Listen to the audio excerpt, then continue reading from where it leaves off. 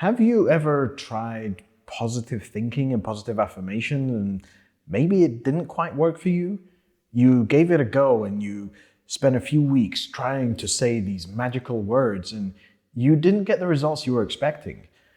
Maybe you tried and you read an article somewhere or you heard a story from someone and you thought, I need this in my life. This is what I need. But then you were very disappointed. Perhaps even you've implemented positive thinking or affirmations into your life and you want to know why they work, kind of understand how they're working, and take them a step further to be able to accomplish more, change more. In this episode of Mind Geometry, I'm going to be digging deep into what are positive affirmations and thinking, why does it work, why doesn't it work, and what you can do to make sure that they have the biggest impact for you. Now, these concepts aren't something new. They've been around for a while, but there's a lot of people who talk about them and they don't pass on some key messages. And that's what I want to do here today. So I'm going to invite my oldest friend on to join us in this episode. It might get a little bit weird. Don't freak out. Just hear what he has to say. And hopefully then you will understand everything there is to know about why positive thinking, positive affirmations work, and start to implement them in your life in the best possible way. The key to living a happy, joyful, and full life is nothing external. It's our mind. When we understand how it works and how we can use it, we can change anything in our life. I'm Omar, and this is Mind Geometry. So, I said to you guys, I'm going to introduce my oldest friend, and here he is. We'll do the video edit reveal, and Hey! Don't freak out. He looks a lot like me. I do. He talks a lot like me. I do. And that's because my oldest friend is my subconscious. Yep. And I gave my subconscious the name Tony many, many, many years ago. And some of my closest friends and some of my closest family have heard me talk about Tony. Mm-hmm. And don't worry, I'm not crazy. He's not crazy, trust me. Hear me out. Hear what he has to say. And hopefully then all of your questions will be answered. So, All right. Tony, Let's do this. welcome to Mind Geometry. Thank you. It's a little bit weird having a conversation on camera with your own subconscious. A little bit. But yeah, I thought this might be the best way to help people understand everything around positive thinking and the positivity, positive affirmations. So, Tony, tell us who you are and what you do, what your role is in my life. So, Okay. Tony, you're going to have to slow down a bit. sorry. So first things first, everybody. Your subconscious works 250,000 times faster than your conscious is. So every time you have a thought, your subconscious has gone through 250,000 other thoughts before you even got to that one thought. So we're going to have to do some slowing down here. So Tony, relative time, okay? Real time so everybody can understand. Once again, who are you, what do you do, and who are you in my life? What do you do for my life? Oh, that's a big question. Essentially, I am the record keeper and decision maker for your life. And what I do is I analyze every single last little millisecond of your life, of your day, when you're awake and when you're asleep, and I record down every last little bit of data. Okay. How are you feeling? What is your body temperature? What is your heart rate? And what is the temperature outside? What is the humidity levels? Are you sweating? Do you need to sweat a little bit more? What is your digestion system doing? All of those things, I analyze them. And I use that information to kind of make decisions down the line because I kind of know, 1 + 1 is 2. If you're going to do 1 + 1 in the future, I know it's going to kind of equal to 2. That's the kind of summary of what I do. So I hope that's okay. Okay, so you said you store all the memories. How much storage That's space do you have? How many memories can you hold? What type of memories? What do you do with them? okay. That's an interesting question. How much storage space do I hold? If you take all of the storage capacity across the internet, I have more than that. Scientists don't yet know how much exactly. I don't know how they're going to be able to measure it, but I have. You can think of it like an unlimited, an infinite amount of storage. What type of things do I hold? As I mentioned before, everything from your body functions, your environment, what the temperature is, the people around you, are they relaxed, are they stressed, what are the noise levels, what type of sound, music, air pressure, so many things that anything that affects your senses, I record it, as well as your emotional side. I also keep track of that. Okay, so let's give everyone an example. Okay, everyone likes examples. If I want to go for a walk, tell me what you do before I've made my decision to go for a walk. Okay, so first of all, I'm going to look at your senses, your body senses. What is your temperature? How hot? How cold? What is the time outside? All of them, every single time. Yeah, every single time. I'm going to look at all the previous times that you went out on a walk. I'm going to look at the result of it. Did you enjoy it, or did you step in a gift a dog left you on the pavement that kind of got you stressed and pissed off? And I'm going to base so you're my tied decision into on that. everything, all of my senses. Yeah. You see, you hear, you Whatever you're understand feeling, everything that's going on. If you're hot Even and the sweaty, stuff that I don't know is going on. yeah, if you're hot and sweaty, I'm going to tell you don't go for a walk. That's basically. freaky. It's freaky, but it's natural. It's a natural kind of So freaky. basically, you're like the Matrix. Yeah, I am You the are Matrix. the Matrix Yeah, of I'm the my Matrix life. of your life. Okay, that kind of makes a bit more sense. Well, I should do. guess, It's the Matrix. weirdly. Okay, so in the world of positive thinking and positive affirmations, why does that work? Or better yet, let's take it a couple of steps back. Okay. So go back. You mentioned that you keep a record of everything that I've ever done, everything that I've ever thought, everything that I've ever felt, everything ever in my life. You've got like a millisecond by millisecond history. I do. Now, how does that affect my thinking? How does that affect my choices? Well, it is essentially based on one of my fundamental roles as your subconscious is to keep you in a place of survival. And that means that I want you to survive as a human being on this planet. That's one of my roles. So I take the decisions in your life to ensure that you end up in a safe, comfortable place. Some people are adrenaline junkies.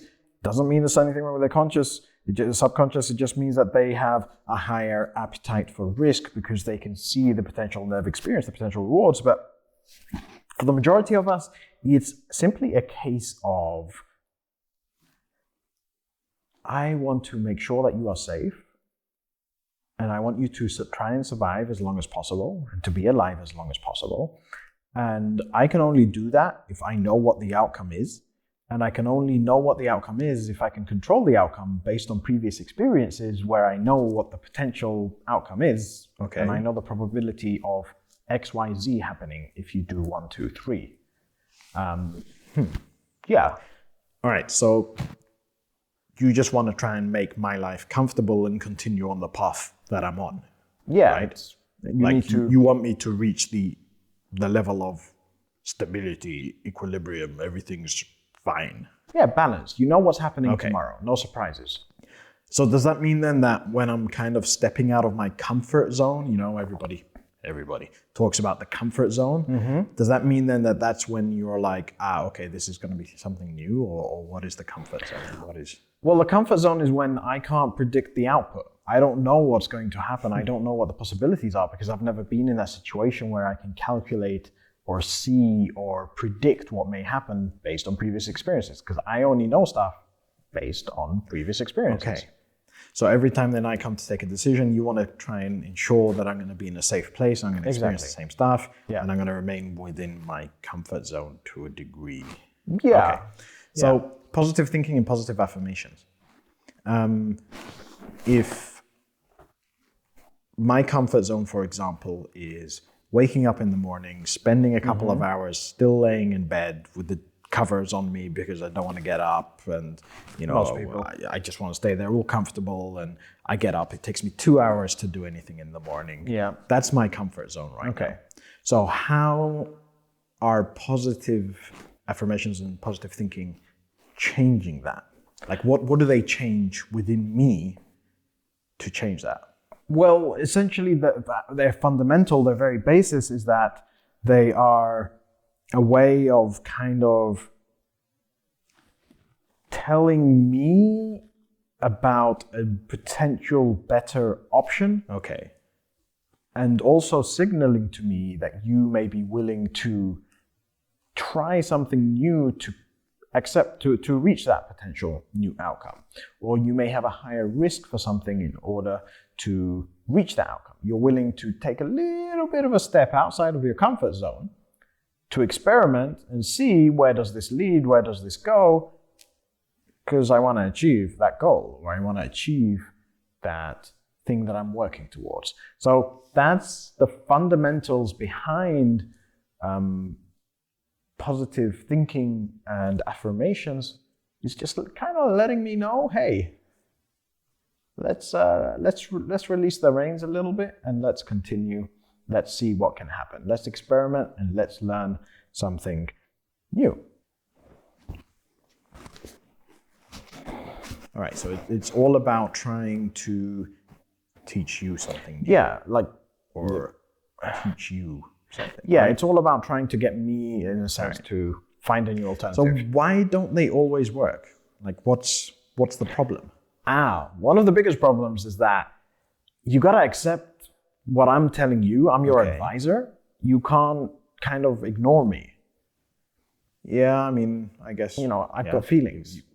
You must be a logical thinker with all the data you have to process. I mean, there's no Yeah, I no other don't way have really around I don't it, have you know. space to I'm deal sure if with I had that much data all of to that crazy process every stuff. single millisecond, I would kind of just be like, I've got no room for nothing. Give me the facts. Give me something factual. Give me something functional. I can work Okay. with it. But when you give me just a kind of word, a wisp in an air, it It's doesn't make, when I say something that isn't true, when you say something that isn't true, that's when we have a when problem. you say something that isn't true, that causes major issues.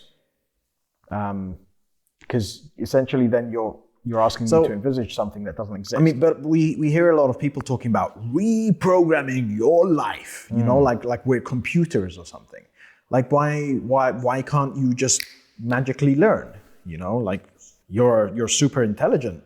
You process so much data. Why can't you just change it? What's the problem? I'm not a computer. That's the problem. Computers were programmed to be able to adapt and change. I have a set way of learning, and it's from nature. Okay. And it's not so easy for me just to go in and change that and do. I learned through previous experiences and understanding. The first 7 years of your life, I spend every moment learning and experimenting and experiencing new things.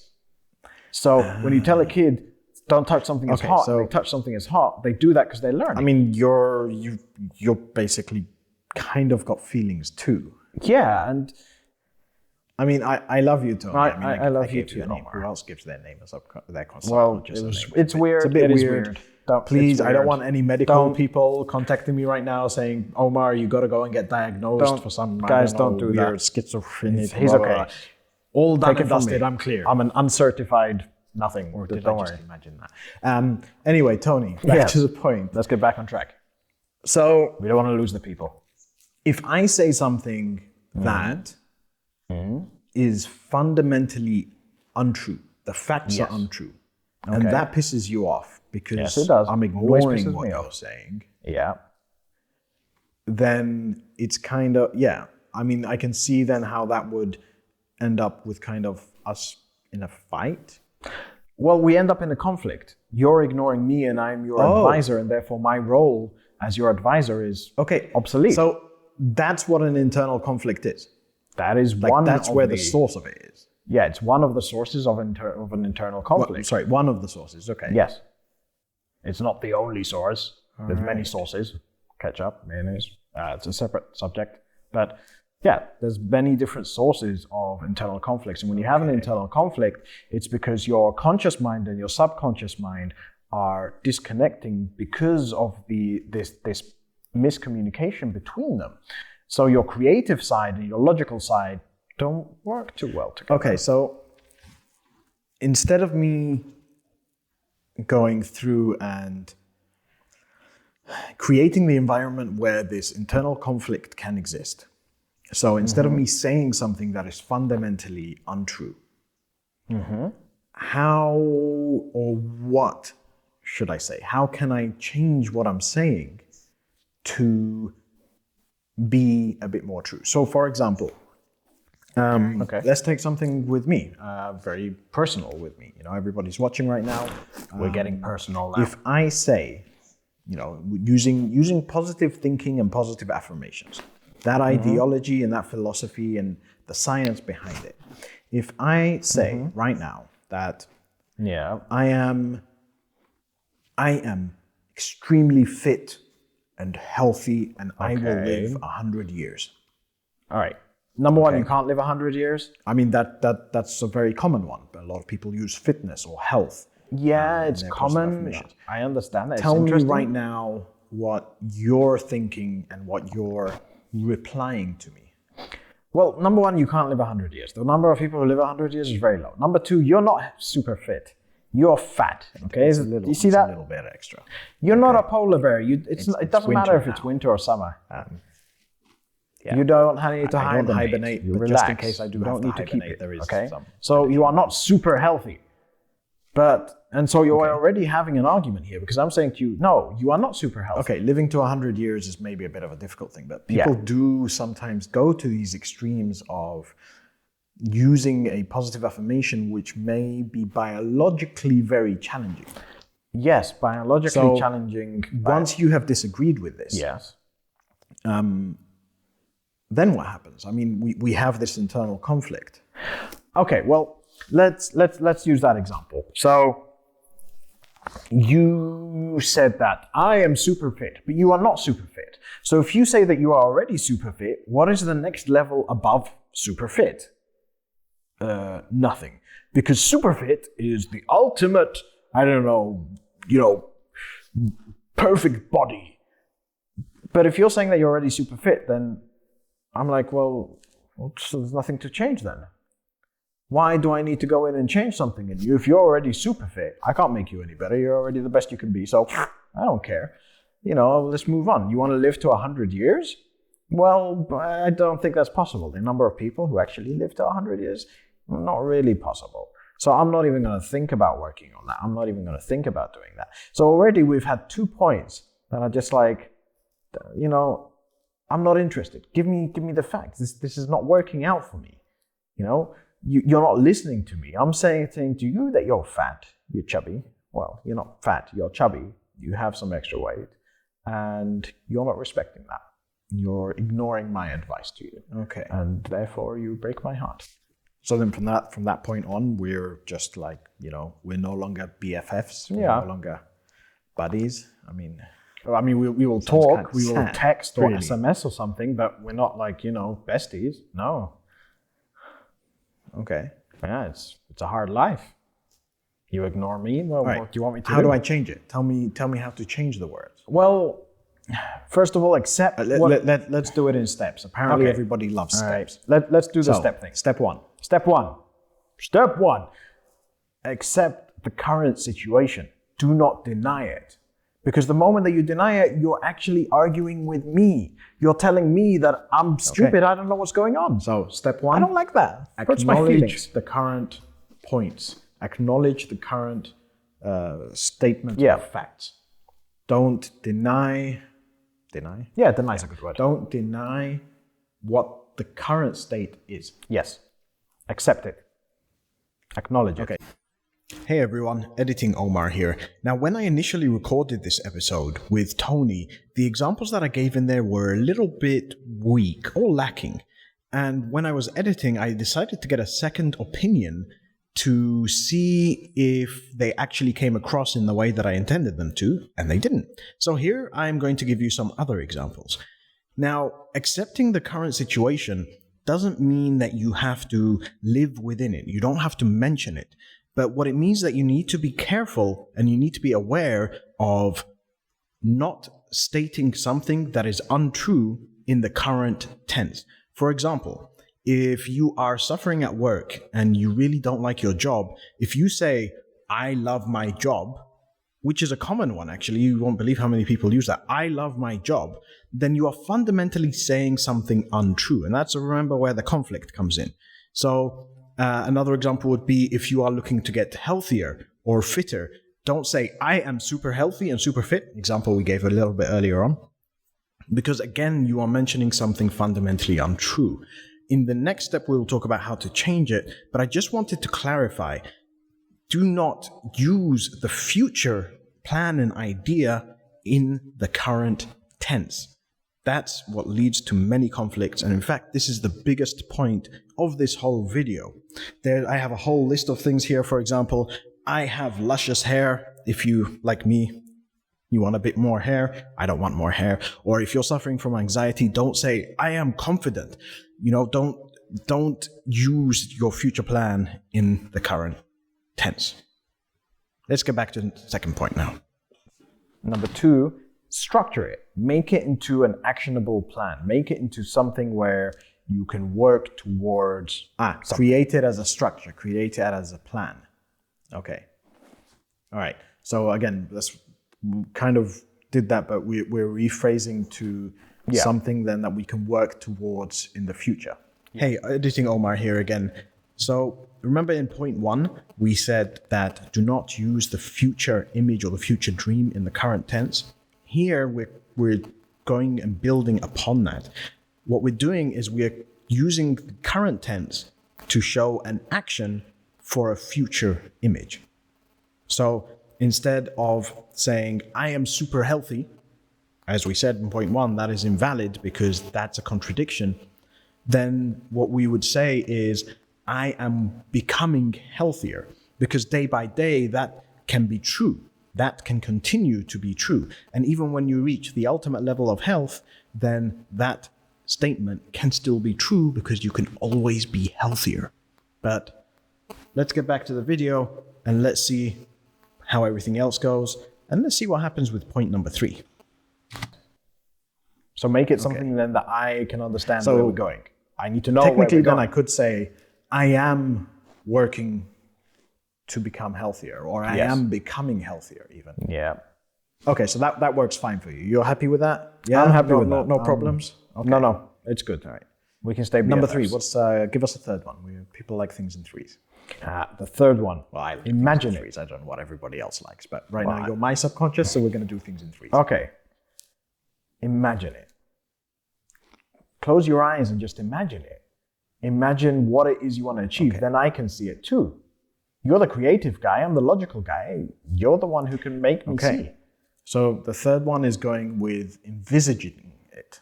So visualization is something that a lot of people speak about. Visualization is where you would you kind of close your eyes and you stop thinking about everything around you, and you use your creative, your imaginative brain to think of how something can be. Yeah. So right now, for example, if you close your eyes and you imagine yourself on a beach, I think that's something very easy for everybody to do because, almost everybody's been to a beach. Or even better, everybody has eaten chocolate cake. I don't know where you are in the world, but everybody has eaten chocolate cake. So right now, if you close your eyes and you imagine yourself getting a bit of chocolate cake and that sweet, beautiful cocoa powder mixed with tons and tons of sugar. Too much sugar. Yep. In that beautiful chocolate cake with perfect texture. That's visualization. Yep. Okay, so you need to visualize what it is that you want to achieve. Now I want cake. Editing Omar here again. So with point number 3 of visualizing it, the reason why is your creative mind can draw and illustrate and imagine anything. But your subconscious mind has very limited capacities in imagining things outside of what it knows. So when your creative mind paints a picture or draws a picture in your mind, or even do it on paper, then that shows your subconscious mind, through the connections between them, it allows it to see a vision of what you want to reach, what you want to achieve. What happens then is that your subconscious mind can start to direct your decisions. It will look at every decision that you take in your life and it will say, is this going to take me away from that vision or that dream or that image? Is it going to keep me where I am right now? Or is it actually going to take me further towards it? So that is one of the powers of visualization, is that decision factor. Take me further away, keep me where I am, take me towards. And that is one of the beautiful things about the subconscious mind. It's simple to talk to, it's simple to do. Let's get back, let's hear the rest of the video. That's okay. Yeah. What else? Well, respect your mind. Tony, You gotta love your mind. hopefully people will start talking more to their own subconsciouses. Yes, please. Okay? And I appreciate you, first of all. Thank you. I appreciate For- you too. Everything that you do for me. For the weird without stuff you do knowing. to me, like put I me on don't say camera. thank you enough. Yeah. And hopefully people will start to realize about their own subconsciouses. Yeah, and hopefully then they will start to have conversations with them too. Yes, I hope so. I think it's very important. I think it's a very positive way. I think it's a good thing for people to progress and grow. Yep. And Look you after your mental for that health. reminder. Okay? The most important thing you have. Look after your mental health, everybody. Tony said it. I'm saying it. The doctors say it. There is no better health than your own mental health. I agree. At the end of the day, you could have the healthiest body in the world, but if your mind is sick, then you will not live a joyful life. And we all want to Look live a after joyful your own life. mental health. Right? Okay. Yay! Tony. Yes. Omar. Thank you. You're welcome. Thank you for this. I'm sure maybe we will have you back at some point. Maybe. Or maybe I will be held up in some mental asylum for the Hopefully next not again. episode. I don't think that. It's not gonna happen. But hopefully then the information you've provided has been beautiful and helpful to people. Thank you. I I hope everyone that, liked it. I hope that you out there, that you now understand what the role of your subconscious is, and you can use it to kind of create a different version of who you are. You can start to modify yourself and improve yourself in so many different little tiny ways that in 1 year's time, when we're sitting here in December 2020, Wow. just before Christmas, and you're like, wow, 1 year ago, I learned that little trick and I have managed to manifest. It's another big word everybody likes to use. One of these keywords, manifest. So many things in my life, I've managed to change so many things. Yep. Then I really hope that is what you get out of this. Try it. And try having a conversation with your subconscious. You won't get a reply, okay? This whole video here, love you, Tony. This Love you whole too, video Omar. here is done to help you understand the connection between you and your subconscious and the role of your subconscious in your life. I gave my subconscious the name Tony Technically, I chose it at least 10 years ago. about 8 years ago. And it's been something very strong and dear to me because I realized and I read about and I studied and I started to look into and I researched and I trialed, used myself as a guinea pig, Guinea pig. what self-talk is and the power of it. The power of speaking to yourself and your mind to manifest so many things in your life. Yeah. There have been some of the most craziest things that just by saying a few words a day, you know, you're suddenly like, oh shit, it's coming true. Yeah. So use it. It's not a superpower. It's a skill and a power that each of us has built into us. Yeah. I want everybody to unlock the power of their brain. I want everybody to be able to overcome the challenges, to understand how and why we function. and to become the best versions of ourselves. Yeah. So if you're interested and you've enjoyed the conversation I had with Tony, thank you very much, Tony, for joining us. You're I'm welcome sure you again. have a billion things to do in the next minute or so. Lots of billions. Subscribe. Go onto Instagram where I'll be posting a lot more little tidbits, things here and there, little bits of advice. Taking your questions, post your questions down in the comments, or if you have any feedback, put it in the comments. If you think I'm absolutely crazy and doolally and belong in a mental asylum, put that in the comments. Let me know how you feel. If you think that maybe this has helped you a little bit, I hope it has as well. And also, please, if you really want to ask me a question and you want a direct answer, if you go to Instagram and send me a message there, I will answer you. Okay? If you send me an email, I will answer you. Just ask and I will try to help you.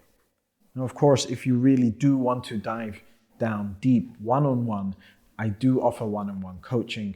You can head over to mindgeometry.com for more information on that.